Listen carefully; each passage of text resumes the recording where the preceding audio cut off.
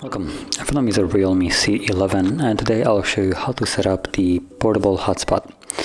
Now to get started, pull down the notification panel and find the Hotspot Toggle, which looks like it might be disabled, so let's tap right over here and find it somewhere in the ones that are disabled, which I can see it already right here. So you want to grab it, drag it over, and then go back, and there we go, we have the toggle. Now before you actually tap on it, you want to hold it so we can change something like a password, which is generated randomly.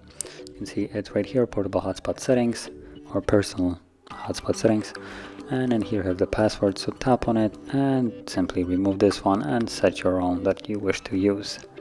Now I'm gonna select just a super simple one. It needs to have at least 8 characters in length, which as you can see mine does. And from there you can also change the name if you want to. You can keep it the same, it doesn't really matter. It's just how the Wi-Fi will look like, or the name. We have the AP band. Now it looks like here we don't really have any other choice between the apart from the 2.4, so it doesn't really matter here.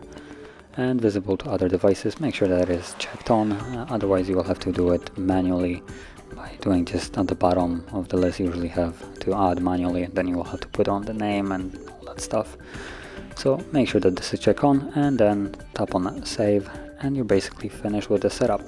So you can from here leave this page and simply tap on the toggle to turn it on. And now we can connect to your hotspot on any other device as long as you know the password. And also, furthermore, it will give you right here in the notifications just information.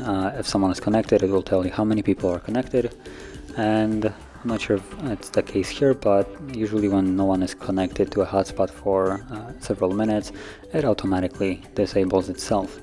Now, like I said, I'm not sure if this is implemented here, so if it's not, you will have to turn it off yourself. But that is how you would set it up. And if you found this very helpful, don't forget to hit like, subscribe, and thanks for watching.